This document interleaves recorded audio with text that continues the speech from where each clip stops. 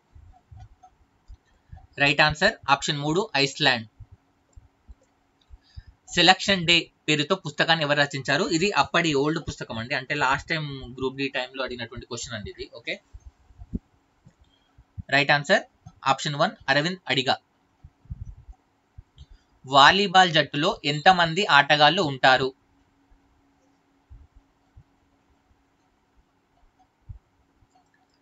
Right answer option 3 6 మంది players ఉంటారు. అదే క్రికెట్ లో ఎంతమంది ఉంటారు కామెంట్ చేయండి. ఓకే, టెలివిజన్ ను ఎవరు కనుగొన్నారు?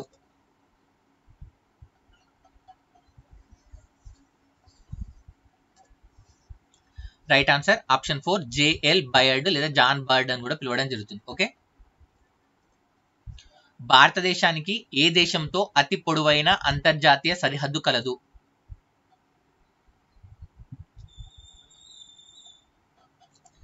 Right answer option 3 Bangladesh. ఉన్న ఆప్షన్లను బట్టి మనం బెస్ట్ ఆప్షన్ సెలెక్ట్ చేసుకోవాలి. ఓకేనా, నంబర్స్ డూ లై అనేటువంటి పుస్తకాన్ని ఎవరు రచించారు?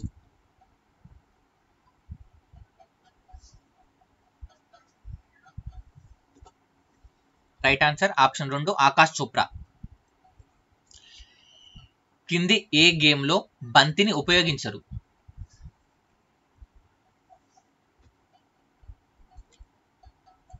Right answer badminton. బ్యాడ్మింటన్ లో షటిల్ కాక్ వాడతారు. ఓకే, జకారియస్ జాన్సన్ ఏమి కనుగొన్నారు?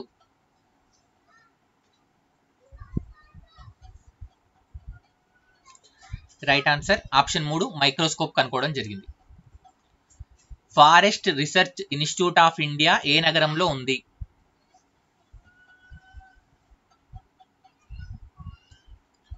Right answer option 3 Dehradun.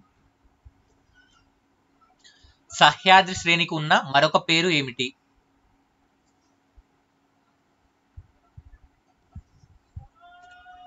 Right answer option 3 పశ్చిమ కనుమలు.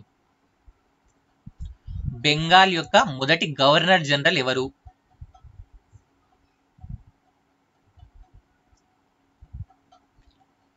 Right answer Warren Hastings. క్రింది వాటిలో ఏ దేశంతో తవాంగ్ సమీపంలో భారతదేశానికి భూ వివాదం ఉంది? అంటే అప్పుడు సంబంధించినటువంటి కరెంట్ అఫైర్స్ క్వశ్చన్ అండి ఇది యాక్చువల్గా. Right answer option 2 China. The world outside my window అనేటువంటి పుస్తకాన్ని ఎవరు రచించారు?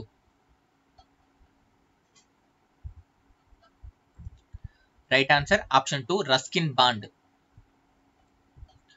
బనారస్ హిందూ విశ్వవిద్యాలయ స్థాపకుడు ఎవరు?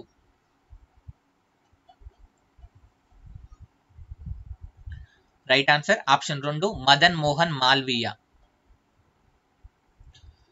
ఫిరాయింపుల నిరోధక చట్టం భారత రాజ్యాంగంలోని ఏ షెడ్యూల్లో ఇవ్వబడింది? పార్టీ ఫిరాయింపులకు సంబంధించినటువంటి షెడ్యూల్. రైట్ ఆన్సర్ ఆప్షన్ 2 10వ షెడ్యూల్, 10 ఫిరాయింపులు. ఈ క్రింది వాటిలో ఏది భారత రక్షణ దళాల యొక్క సుప్రీం కమాండర్ ను కలిగి ఉంటుంది? అంటే ఎవరికి ఆ పవర్ ఉంటుంది? సుప్రీం కమాండర్ పవర్ ఎవరికి ఉంటుంది? రైట్ ఆన్సర్ ఆప్షన్ 4 భారత రాష్ట్రపతి. కింది వాటిలో ఏ దేశం దాని ప్రసిద్ధ పర్యాటక ప్రదేశానికి సరిపోలేదు?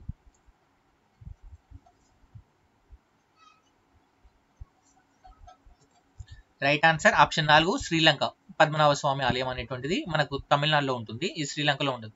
సో పశుపతినాథ ఆలయం నేపాల్లో ఉంటుంది, పారో తఖ్తాంగ్ అనేది భూటాన్లో ఉంటుంది, గ్రేట్ వాల్ ఆఫ్ చైనా చైనాలో ఉంటుంది. కింది వాటిలో ఏది తప్పు?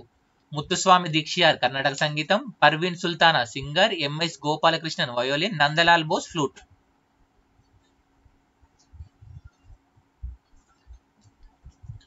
Right answer option 4 Nandalal Bose flute అనేటువంటిది రాంగ్. నందలాల్ బోస్ గారు దేనికి ఫేమస్ మీరు గూగుల్ సెర్చ్ చేసి నాకు కామెంట్ చేయండి. సాయి ప్రణీత్ క్రింది ఏ ఆటతో లేదా ఏ క్రీడతో సంబంధం కలిగి ఉన్నారు?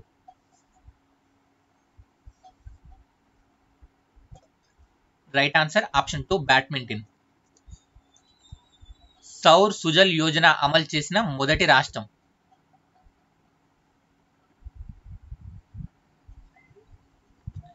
Right answer option 1 Chhattisgarh. Dash లో కాంతి వేగం గరిష్టంగా ఉంటుంది? అంటే వాక్యూమ్ అంటే శూన్యము, ఘన పదార్థాలు, ద్రవాలు, వాయువులు.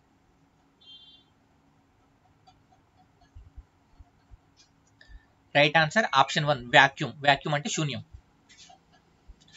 ఆజాద్ హింద్ ఫౌజ్ ఎక్కడ స్థాపించబడింది?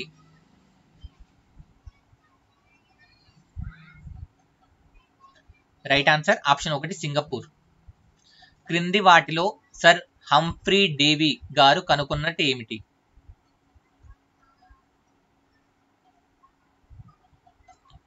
Right answer option 3 safety lamp. CAD అంటే ఏమిటి?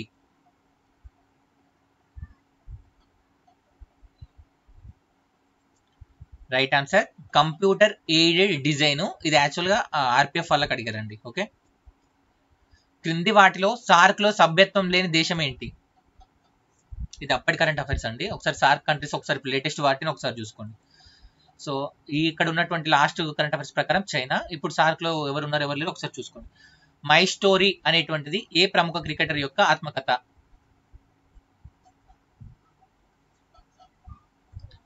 Right answer option 4 Michael Clarke. దాల్చిన చెక్కను ఏ భాగం నుండి తీసుకుంటారు? అంటే మొక్క యొక్క ఏ భాగం నుంచి దాల్చిన చెక్కను తీసుకుంటారు? రైట్ ఆన్సర్ బెరడు. 6 machine I don't like cricket I love it అనేటువంటి పుస్తకాన్ని ఎవరు రచించారు?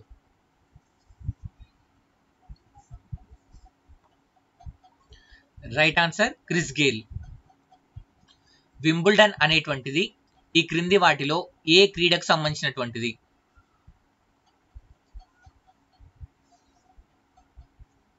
Right answer option 1 lawn tennis. దీన్నే టెన్నిస్ అని కూడా పిలుస్తాం.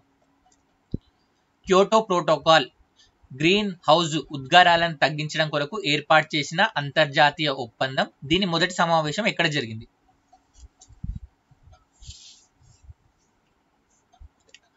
రైట్ ఆన్సర్ ఆప్షన్ 3 జపాన్ లోని క్యోటో నగరంలో జరిగింది కాబట్టి దానికి క్యోటో ప్రోటోకాల్ అని పేరు రావడం జరిగింది. నెట్స్కేప్ నావిగేటర్ అనేటువంటిది ఒక సో ఇది NTPC లో అడిగారండి. NTPC CBT 2 లో అడిగారు. Option 3 web browser. నెట్స్కేప్ అనేటువంటిది లాస్ట్ అంటే ఓల్డ్ జమానాలో ఉన్నటువంటి ఒక వెబ్ బ్రౌజర్ అనమాట. ఈస్ట్ ఇండియా కంపెనీ ఏ సంవత్సరంలో స్థాపించబడింది? రైట్ ఆన్సర్ ఆప్షన్ 3 1600 సంవత్సరం. గురుద్వారా పంజా సాహిబ్ భారతదేశంలోని ఏ పొరుగు దేశంలో ఉంది?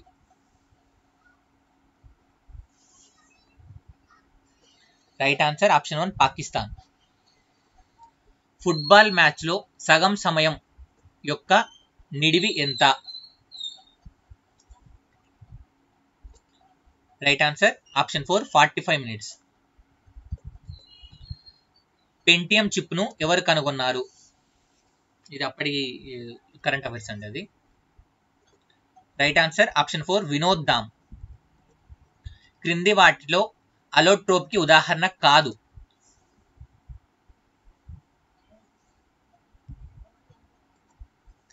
రైట్ ఆన్సర్ ఉక్కు. అలోట్రోప్ అంటే ఏంటంటే ఒకటి కన్నా ఎక్కువ రూపాలు కలిగినది, దాన్ని అలోట్రోప్ అంటాం అనమాట. ఓకే.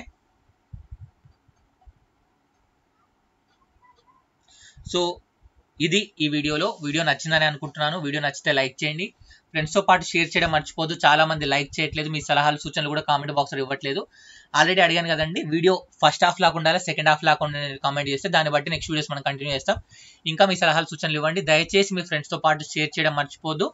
అండ్ యాప్ డౌన్లోడ్ చేసుకోండి, ఫ్రీ టెస్ట్ రాయండి. ఫ్రీ శాంపిల్ టెస్ట్ రాసిన తర్వాత నచ్చితే టెస్ట్ సిరీస్ తీసుకోండి. దాంతోపాటు చాలా మెటీరియల్స్ గ్రూప్ డి వాళ్ళకి సంబంధించినటువంటి మెటీరియల్స్ మన యాప్ లో ఉన్నాయి, అక్కడ నుంచి మీరు పర్చేస్ చేయొచ్చు. ఓకేనా ఫ్రెండ్స్? సో ఇది వీడియో నచ్చినట్లయితే లైక్ చేయండి, షేర్ చేయడం మర్చిపోదు. Thank you.